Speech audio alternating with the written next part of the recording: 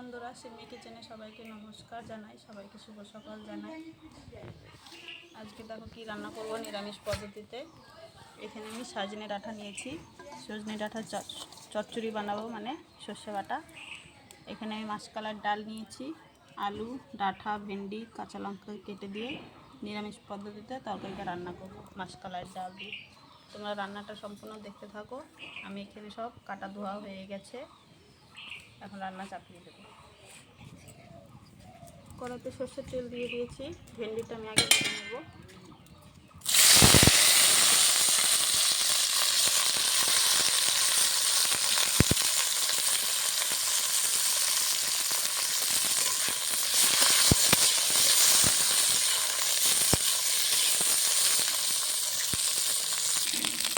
দিয়ে দেবো স্বাদ মতো চিনি,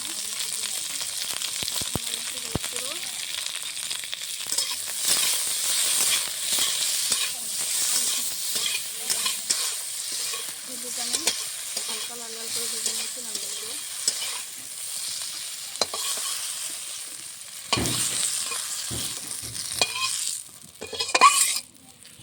ভেন্ডিটা আমি তরকারিতে পরে দেবো।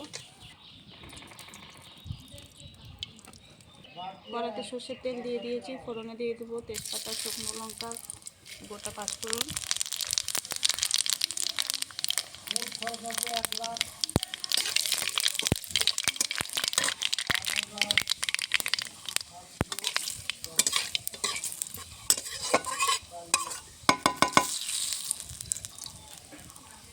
দিয়ে দেবো কাঁচা লঙ্কা চেরা,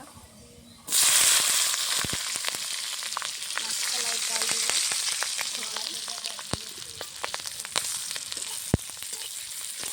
ডালটা আমি হালকা করে ভেজে দেবো।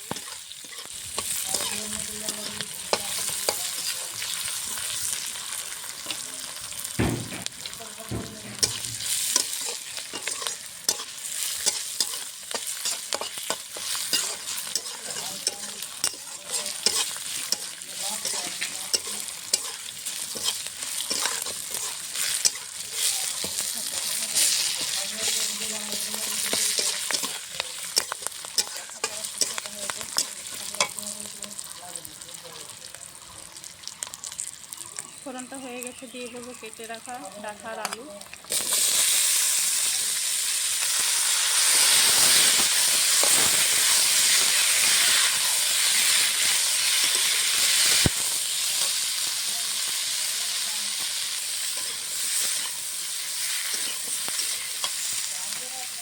দিয়ে দেবো স্বাদ মতো এক চামচ নুন,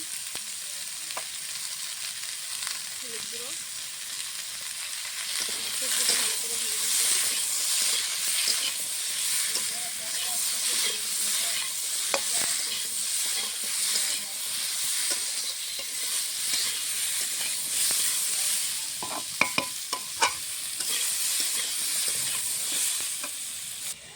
আমি এখানে কিছুটা আদা আর গোটা জিরে বেটে নেব মিক্সারে তরকারির জন্য। কিছুটা জল দিয়ে দেবো।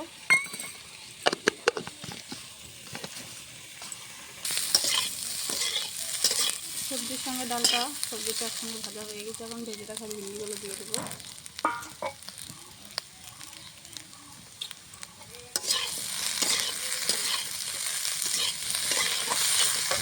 বেটে রাখা আদা জিরেটা দিয়ে দেবো।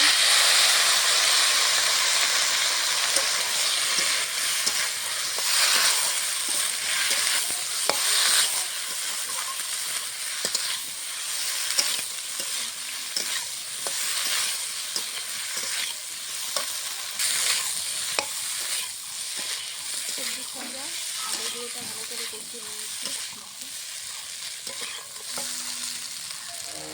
মতন জল দিয়ে দেবো।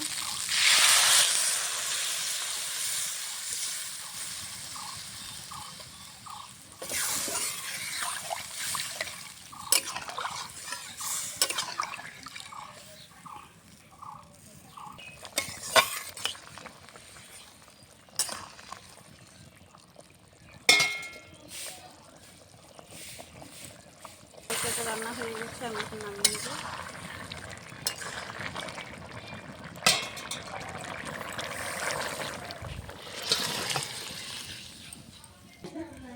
তরকারিটা হয়ে গেছে, নামিয়ে নিয়েছি। এখন সাজনের চচ্চড়িটা রান্না করব। সাজনের চচ্চড়ির জন্য কড়াইতে সর্ষের তেল দিয়ে দেবো। তেল গরম হয়ে গেছে, দিয়ে দেবো শুকনো লঙ্কা, পাঁচফোড়ন,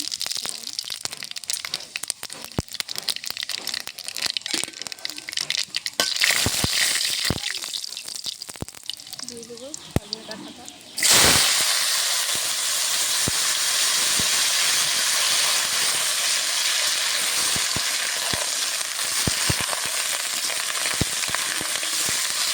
দিয়ে দেবো স্বাদ মতো নুন, পরিমাণ মতো হলুদ গুঁড়ো,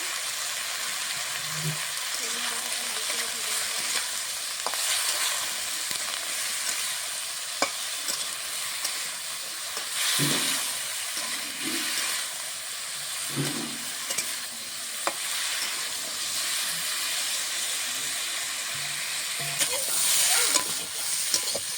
সজনে ডাঁটাটা ভাজা হয়ে গেছে, সিদ্ধ হয়ে গেছে হালকা করে।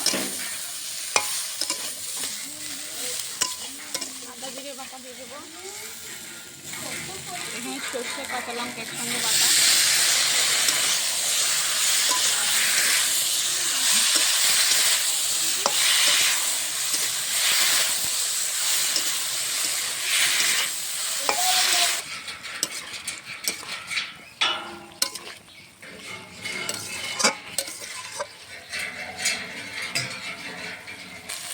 কিছুটা স্বাদ মতো চিনি দিয়ে দেবো।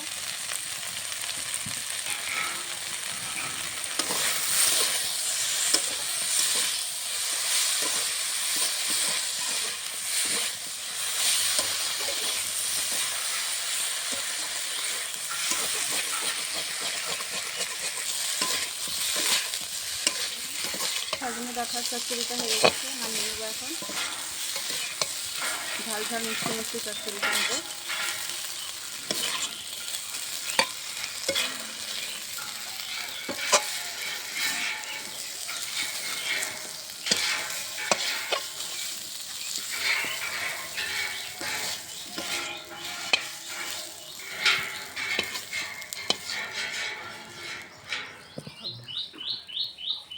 চচ্চড়িটা রান্না হয়ে গেছে।